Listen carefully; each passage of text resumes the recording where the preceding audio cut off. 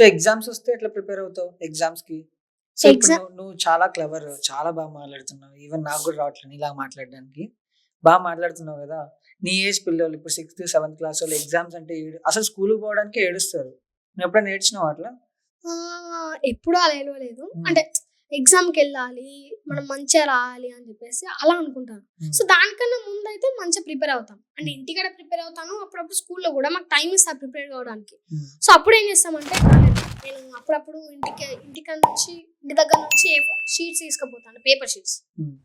And A4 sheets. So, ఒక 3, 5 తీసుకుంటాం కదా! హ్మ్. ఫస్ట్ మేము ఒక టాపిక్ రాసుకుంటాం. మాకు ఏది అర్థమైందో రాసుకుంటాం. హ్మ్. అంటే నార్మల్‌గా రాసుకున్న తర్వాత ఏది మనకు రాస్తే అంటే కొంచెం ఆన్సర్ ఎక్కువగా రాయాలి కదా! కొంచెం మరీ చిన్నగా రాస్తే బాగుండదు కాబట్టి హ్మ్. కొంచెం ఏది ఎక్కువ రాయాలి, ఏది బాగుంటదని మేము చూసుకుంటాము. తర్వాత మళ్ళీ దాన్ని ప్రాక్టీస్ చేస్తాం. అంటే కాన్సెప్ట్ అర్థం చేసుకున్న తర్వాత మళ్ళీ ప్రాక్టీస్ చేసి ఎగ్జామ్ అనేది రాస్తాం. అండ్ హ్మ్. ఇంటికాడ చూస్తే మాకు బోర్డ్ ఉంటదిగా. హ్మ్. అంటే మాకు మామయ్య వాళ్ళ ఫ్రెండ్ ఉండేవాడు సంపత్ అని. హ్మ్. ఆయన నేను అక్కడ కూర్చుంటే ఫస్ట్ మా మామయ్య నా బుక్ తీసుకొని చదువుతాడు. చదివిన తర్వాత ఈయనకి ఏమేమి చెప్పాలి, మెయిన్ పాయింట్స్ ఏమున్నాయి, హ్మ్. ఏది ఎలా చెప్పాలి, ఎలా చెప్తే తొందరగా అర్థమవుతాయని ఫస్ట్ చూసుకుంటాడు. హ్మ్.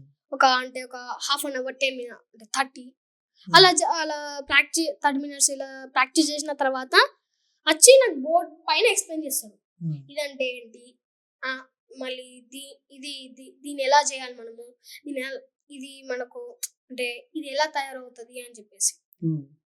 అంతే.